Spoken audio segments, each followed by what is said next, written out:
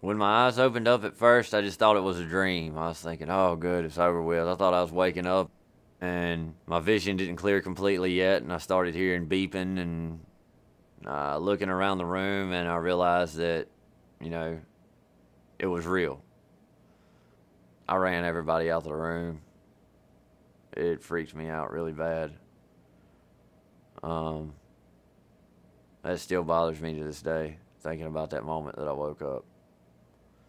Victor was injured because a large corporation did not want to spend the money to do things the safe way.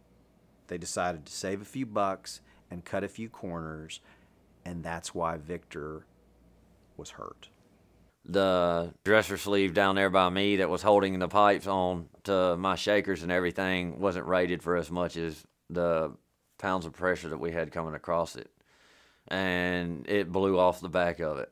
The mud that we were using was diesel based, so it was basically just a giant fuel source that ignited and the whole pit system went up in flames. And I was in the middle of it. I felt a blast that knocked me off my feet. I didn't know I was on fire at first. Everybody else had done evacuated the rig, basically left me in the fire. Only exit that they had other than jumping over the handrails was about 15 yards away from where I was standing, and I had to walk through flames. Looked around, found my exit, and took off. I ended up being burned over 60% of my body. The doctors were telling my family that they didn't expect me to live for the next 2 weeks, that they needed to start making funeral arrangements. Sure enough, I did prove them wrong, though. I am way too stubborn to die.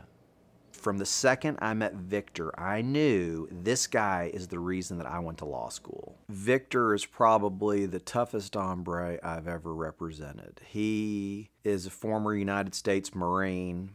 He's a former recon sniper.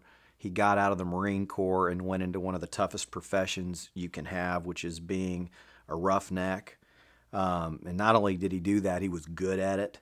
On top of that, he has one of the most tragic accidents that a worker can have. He has burns to his face, to his torso, to his limbs, and he comes through it as best as anybody could ever expect. He never gave up, and there were times when he wanted to. They basically stripped me everywhere where I wasn't completely burned, and put it in all the areas where I was burned. They had to scrub and scrape and cut all the skin off of me where I had endured the most burn. I don't wish this pain on my worst enemy. Being burned is the worst thing that could ever happen to a person. It's horrible. You deal with it the rest of your life. I can't be in the sun too much because my skin can't release heat now. I can only sweat on 40% of my body. I have to be in a place that's completely air conditioned. If I'm not, then I have to watch my limits.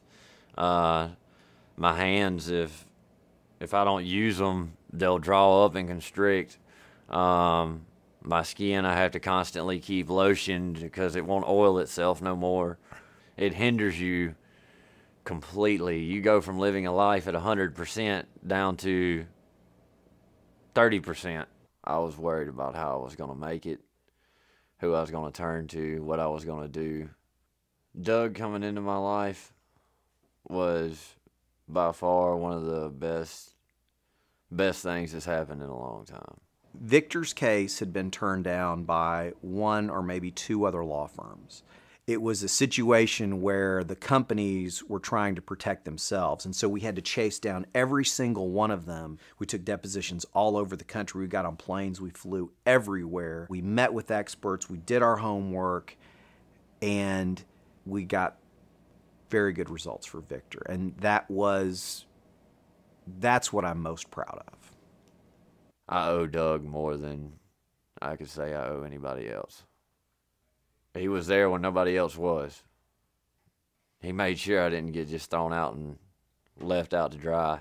I guess you could say he's that voice that speaks up for those and knows how to speak for the people who don't. It's never the decision makers that suffer the injury. It's normally some poor innocent guy that ultimately ends up paying the price. I have a ton of respect for that man. He has been through hell and back, and there's just not many people like him. He's a tough guy. I'm looking forward to re-education, to owning my own business. I can't see sitting there and just collecting something like a lot of other people do. I feel like I've got to earn it. You got to earn your way.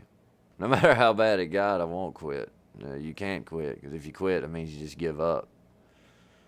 Nobody likes a quitter.